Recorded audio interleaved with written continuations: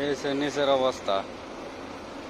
এই যে carrying direct দেখতেছেন, লোড দিতেছে, গাড়ি লোড দিতেছে। এই যে গাড়ি লোড ডাইরেক্ট। আর এই যে এদিকগুলো আমরা নামাইছি, জায়গা নাই, নিচে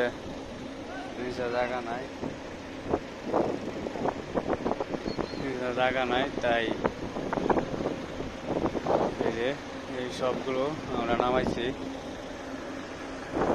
এটা হচ্ছে জাম্বো ব্যাগ, এগুলো কাজ করে, ঠিক আছে।